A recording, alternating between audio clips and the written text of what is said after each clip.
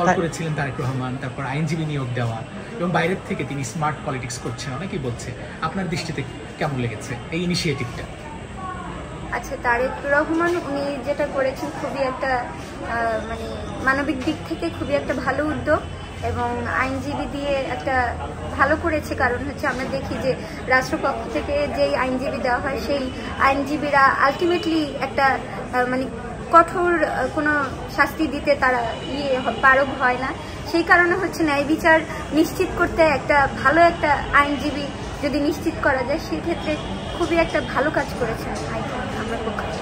So you can praise him, মানে প্রশংসাই করলেন। Thank you.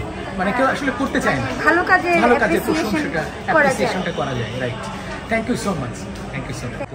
সবাই মিলে আসতো, স্লোগান তুলতো। আমরা কিন্তু 8 মার্চ রাতে একদম মানে 1টা-2টার দিকে কিন্তু মানে মেয়েরা হল থেকে বের হয়ে গেছে 14 জুলাইয়ের রাতের মতো। তো আমরা মেয়েরা এই যে রাত দখলের মাধ্যমে আমরা বুঝাইছি যে রাতও আমাদের, মেয়েদের রাত শুধু পুরুষের না, রাত মেয়েরও হতে পারে। এই যে রাতে দিনে যখনই হচ্ছে মেয়েরা, আপনারা দেখবেন যে ঢাকা ইউনিভার্সিটিতে হচ্ছে ওড়না ঠিক মতো পড়েছে কিনা, আবার হচ্ছে হিজাব পড়েছে কেন সেটা নিয়েও প্রশ্ন হয়েছে। তো এই যে নারীর যে পোশাক নিয়ে, সে হিজাব পড়ুক বা টি শার্ট পড়ুক বা সালোয়ার কামিজ পড়ুক, সেটা হচ্ছে নারীর পোশাক, সেই নারীর হচ্ছে মানে ব্যক্তিগত একটা বিষয়।